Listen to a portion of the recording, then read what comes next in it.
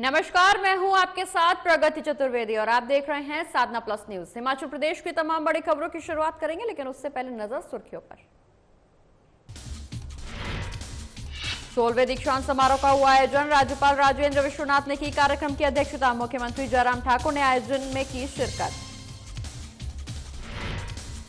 मुख्यमंत्री की अध्यक्षता में प्रदेश मंत्रिमंडल की हुई बैठक। अलग अलग श्रेणियों के पदों को भरने के लिए लिया गया फैसला। बैठक के दौरान कोरोना की तीसरी लहर की तैयारियों पर भी की गई चर्चा। हिमाचल में सेब के दामों में आई भारी गिरावट। बागबानों और किसानों की आजीविका पर मंडराया संकट। MIS को पूरी तरह से लागू करने की मांग कर रहे किसान। भूस्खलन से बढ़ी लोगों की परेशानी। मौसम विभाग ने बारिश को अलर्ट किया जारी। 26 से 28 अगस्त तक जारी किया गया अलर्ट।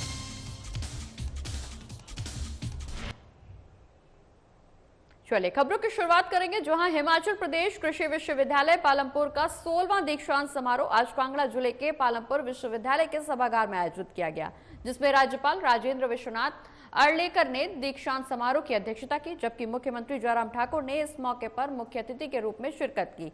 वहीं दीक्षांत समारोह को संबोधित करते हुए मुख्यमंत्री जयराम ठाकुर का कहना कि चौधरी सरवन कुमार कृषि विश्वविद्यालय देश के हिमालय राज्यों में कृषि अनुसंधान और शिक्षा में अग्रणी विश्वविद्यालयों में से एक है। उन्होंने ये भी कहा कि चूंकि हिमाचल प्रदेश की लगभग 90% आबादी ग्रामीण क्षेत्रों में रहती है, जिसका मुख्य व्यवसाय हिमाचल प्रदेश के लोगों का मुख्य व्यवसाय है।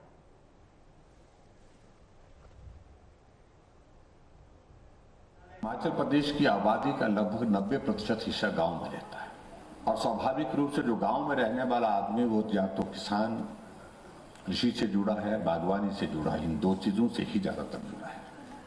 उनके भले की बात किए बिना, उनके सहयोग के बिना हम हिमाचल प्रदेश को जहां हम इसको पहुंचाना चाह रहे हैं वहां तक नहीं पहुंचा सकते। उनका रोल बहुत महत्वपूर्ण है, उनकी भूमिका बहुत महत्वपूर्ण है।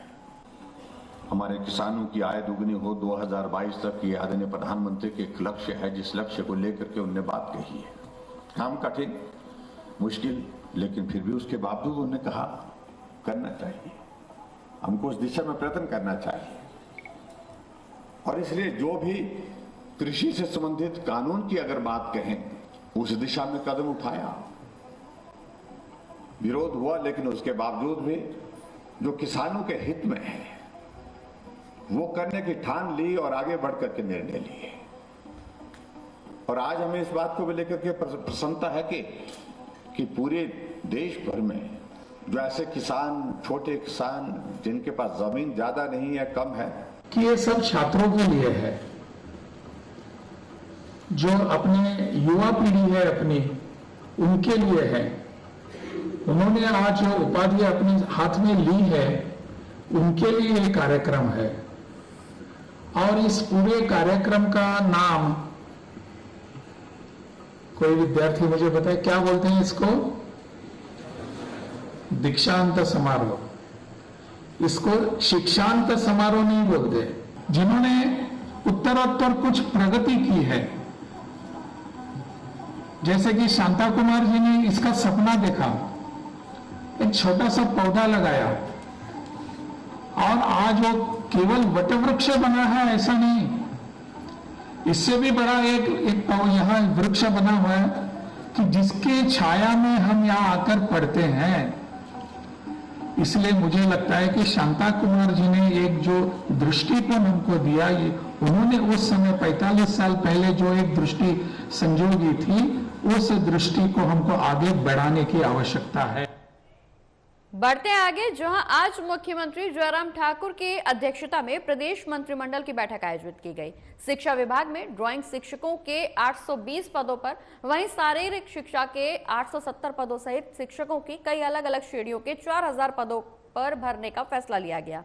बता दें कि इस दौरान स्टूडेंट्स को उनके घर के पास गुणवत्तापूर्ण शिक्षा सुनिश्चित करने के लिए इन 4000 पदों में से 2640 पद प्रारंभिक शिक्षा विभाग, जबकि 1360 पद उच्चतर शिक्षा विभाग में अनुमान आधार पर भरे जाएंगे। बैठक में यह फैसला लिया गया कि शिक्षकों के कई अलग अलग पद बैच आधार पर जल्द ही भरे जाएंगे।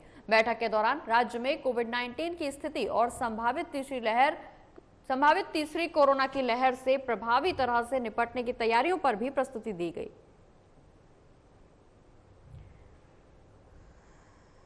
यहाँ ये जो मैंने आपको निर्णय लिया शिमला वाटर सप्लाई का, उसकी एक प्रेजेंटेशन भी दी गई थी और साथ ही साथ कोविड-19 की लेटेस्ट अपडेट जो है वो हेल्थ डिपार्टमेंट द्वारा प्रेजेंटेशन के द्वारा दी गई है।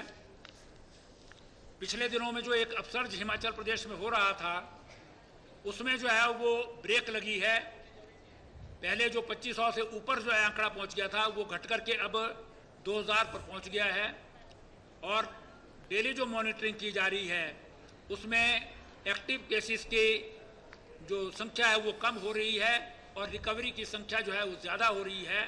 उम्मीद करते हैं कि ये कम होगी, लेकिन जो रिस्ट्रिक्शंस हैं जो आज तक लगाई है उसमें किसी भी प्रकार की ढील नहीं दी गई है। स्कूल 4 सितंबर तक बंद रहेंगे। ये इसमें मुख्य रूप से है। ऑलरेडी जो सोशल गैदरिंग्स हैं उसमें 50% of the capacity of the ground और द रूम और हॉल वो ऑलरेडी जो लगी हैं वो एज इट इज जो है वो चलती रहेंगी। तो प्रदेश मंत्रिमंडल की बैठक हुई है जिसमें कई शिक्षकों की नियुक्ति को लेकर फैसला लिया गया है। बता दें कि इस दौरान कला शिक्षकों के 820 पदों पर, वहीं शारीरिक शिक्षा के 870 पदों सहित कई अलग अलग श्रेणियों के लिए 4000 पदों पर शिक्षकों की भर्ती का फैसला लिया गया है। वहीं आपको बता दें कि इस दौरान स्टूडेंट्स को उनके घर के पास गुणवत्तापूर्ण शिक्षा सुनिश्चित करने के लिए 4000 पदों में से 2640 पद प्रारंभिक शिक्षा विभाग में भरे जाएंगे, जबकि 1360 पद उच्चतर शिक्षा विभाग में अनुबंध आधार पर भरे जाएंगे। हिमाचल में सेब के दामों में भारी गिरावट आने से बागवानों और किसानों में काफी निराशा का माहौल है। वहीं बागवानों और किसानों की आजीविका पर भी संकट मंडराने लगा है। इस दौरान किसानों ने सरकार से मांग की है कि सेब के लिए प्रदेश में मंडी मध्यस्थता योजना यानी MIS को पूरी तरह से लागू कर कश्मीर की तर्ज पर A ग्रेड के सेब के लिए 60 रुपए, B ग्रेड के सेब के लिए 44 रुपए, जबकि C ग्रेड के सेब के लिए 24 रुपए प्रति किलो के हिसाब से HPMC और अन्य सहकारी समितियों के माध्यम से खरीद की जाए। वहीं सरकार प्रदेश में APMC कमेटियों की लचर कार्यप्रणाली के कारण मंडियों में सरकार कानून की अवहेलना करने वालों के खिलाफ सख्ती से कानूनी कार्रवाई कर किसानों के मंडियों में हो रहे शोषण पर रोक लगाए। वहीं संघ का कहना है कि सेब के दामों में आई भारी गिरावट और लगातार लागत वस्तुओं की कीमतों में भारी बढ़ोतरी के चलते आज सेब की 5000 करोड़ रुपए की आर्थिकी गहरे संकट में चली गई है।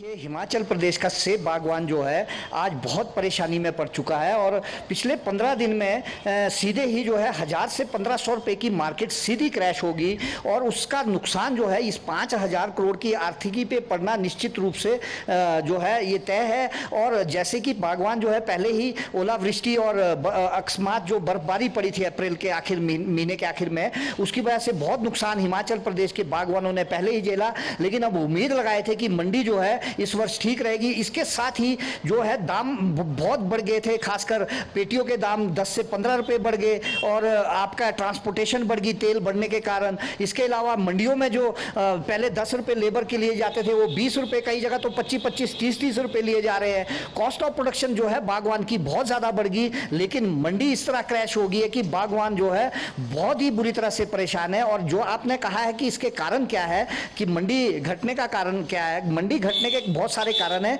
एक तो मंडी में हमारा जो है सेब जो है वो इतने बल्क में आ जाता है कई बार, क्योंकि यहाँ व्यवस्थाएं नहीं है हिमाचल प्रदेश में। सारी मंडियों के साथ जो है स्टोर या सीए स्टोर होने चाहिए। 6 लाख से 10 लाख मीट्रिक टन हिमाचल प्रदेश की जो है प्रोडक्शन की कैपेसिटी है, लेकिन केवल यहाँ 50,000 से 10,000 मीट्रिक टन स्टोर की कैपेसिटी है। उसमें कुछ सीए स्टोर है और कुछ नॉर्मल स्टोर है। अगर ये कैपेसिटी भी ज़्यादा होती तो शायद हम कुछ फार्मर जो है अपने घरों के नजदीक या मंडियों के नजदीक सेब स्टोर करते। हाल ही में राजधानी शिमला समेत कई जगह भूस्खलन और पेड़ गिरने की घटनाओं ने लोगों के लिए परेशानी खड़ी कर दी है। यही नहीं, मौसम विभाग ने 26 अगस्त से 28 अगस्त तक के लिए भारी बारिश का अलर्ट भी जारी किया है। ऐसे में गिरते पेड़ और लैंडस्लाइड लोगों की जान के लिए खतरा बना हुआ है।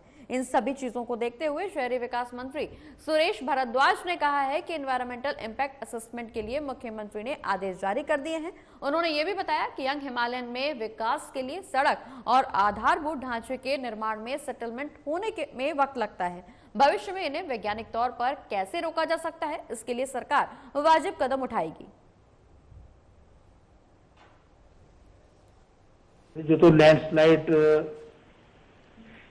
इस बार ट्राइबल एरियाज की बात करें आप तो, जहां पर बड़े लैंडस्लाइड हुए हैं जिसमें काफी लोगों की मृत्यु भी हो गई है, उस पर तो माननीय मुख्यमंत्री जी ने जो है वो बताया है कि भी वो इस पर जो है वो स्टडी जो है वो रिसर्च बेस्ड स्टडी करा रहे हैं और आवश्यकता पड़ेगी तो उसको भी कराएंगे, क्योंकि हिमालय जो है वो दुनिया का सबसे यंगेस्ट माउंटेन है।